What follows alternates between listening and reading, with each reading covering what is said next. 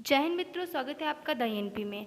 आज हम बात करेंगे एमएसएमई पर, यानी कि ministry of micro small and medium enterprises, जिसे हिंदी में कहते हैं सूक्ष्म लघु और मध्यम उद्यम मंत्रालय। यह भारत में सूक्ष्म लघु और मध्यम उद्यमों से संबंधित नियमों, विनियमों और कानूनों के निर्माण और प्रशासन के लिए सर्वोच्च कार्यकारी निकाय है, जिसका headquarter ministry of micro small and medium enterprises उद्योग भवन रफ़ी मार्ग न्यू दिल्ली में स्थित है।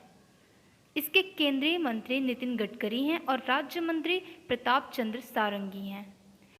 लघु उद्योग और कृषि और ग्रामीण उद्योग मंत्रालय अक्टूबर 1999 में बनाया गया था। सितंबर 2001 में मंत्रालय को लघु उद्योग मंत्रालय और कृषि और ग्रामीण उद्योग मंत्रालय में विभाजित किया गया था। भारत के राष्ट्रपति ने 9 मई 2007 की अधिसूचना के तहत भारत सरकार नियम 1961 में संशोधन किया। इस संशोधन के अनुसार उन्हें एक मंत्रालय में मिला दिया गया। सूक्ष्म और लघु उद्यमों को बढ़ावा देने का काम यह मंत्रालय करता है। तेजी से बदलती अर्थव्यवस्था के युग में एमएसएमई क्षेत्र को किसी भी अर्थव्यवस्था की रीढ़ की हड्डी माना जाता है। एमएसएमई सेक्टर ग्रामीण और औद्योगिकीकरण के साथ बड़े उद्योगों की तुलना में अपेक्षाकृत कम लागत पर समाज के बड़े वर्गों को रोजगार प्रदान करने में महत्वपूर्ण भूमिका निभाता है।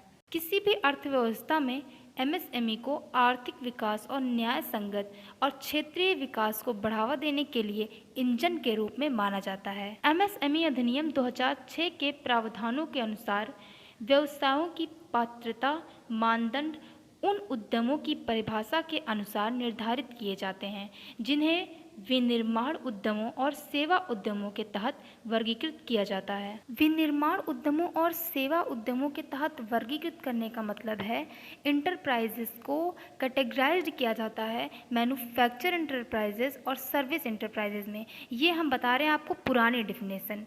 ये पुरानी डिफिनेशन के अनुसार इन्हें कैटेगराइज्ड किया जाता है मैन्युफैक्चर इंटरप्राइजेज और सर्विस इंटरप्राइजेज में। मैन्युफैक्चर इंटरप्राइजेज में क्या होता है, माल के निर्माण और उत्पादन में लगे उद्यम और प्लांट और मशीनरी के निवेश के संदर्भ में इसे परिभाषित किया जाता है। और सर्विस इंटरप्राइजेज में यानी कि सेवा उद्योग में होता है, ये उद्योग सेवाएं प्रदान करते हैं। इन्हें उपकरणों में निवेश के संदर्भ में परिभाषित किया जाता है।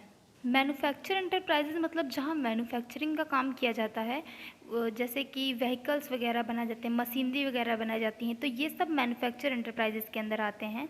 और सर्विस इंटरप्राइजेज मतलब जहाँ पे सेवाएं प्रदान की जाती हैं, जैसे कि रेस्टोरेंट वगैरह सर्विस इंटरप्राइजेज के अंदर आते हैं। लेकिन ये थी पुरानी परिभाषा। अब नई परिभाषा के अनुसार मई 2020 में निर्मला सीतारमण ने एमएसएमई की परिभाषा को दोहराया था। पहले एमएसएमई केवल निवेश के आधार पर परिभाषित किया गया था, लेकिन अब नई परिभाषा के अनुसार इसमें निवेश के साथ साथ कुल बिक्री को भी जोड़ा गया है। यानी कि पहले केवल इन्वेस्टमेंट के बेस पर इसे डिफाइन किया जाता था और अब इन्वेस्टमेंट के साथ साथ टर्नओवर भी लिया गया है इसे डिफाइन करने के लिए। फाइनेंस मिनिस्टर सीतारमण यानी कि निर्मला सीतारमण ने यह भी कहा कि अब मैन्युफैक्चरिंग और सर्विस में कोई अंतर नहीं होगा।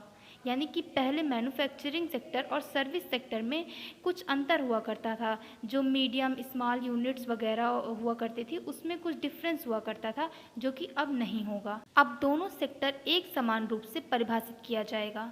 एमएसएमई के तहत अब माइक्रो यूनिट्स वो कहलाएंगे जिसमें निवेश 1 करोड़ तक होगा और कुल बिक्री 5 करोड़ से कम होगी। यानी कि इन्वेस्टमेंट 1 करोड़ होगा और टर्नओवर 5 करोड़ से कम होगा। पहले ये क्राइटेरिया सर्विस सेक्टर के लिए 10 लाख इन्वेस्टमेंट तक था और मैन्युफैक्चर सेक्टर के लिए 25 लाख इन्वेस्टमेंट तक था।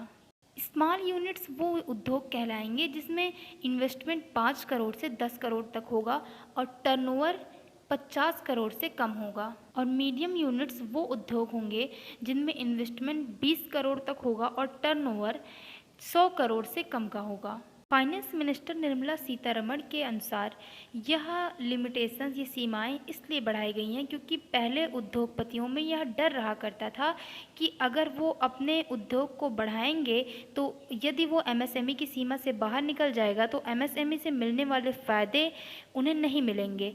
इसलिए अब इसकी सीमा को बढ़ा दिया गया है, जिससे कि वो लोग भी अपने उद्योग को बढ़ाएंगे और इस डर से उसे नियत नहीं रखेंगे कि वो एमएसएमई के क्षेत्र से बाहर निकल जाएंगे।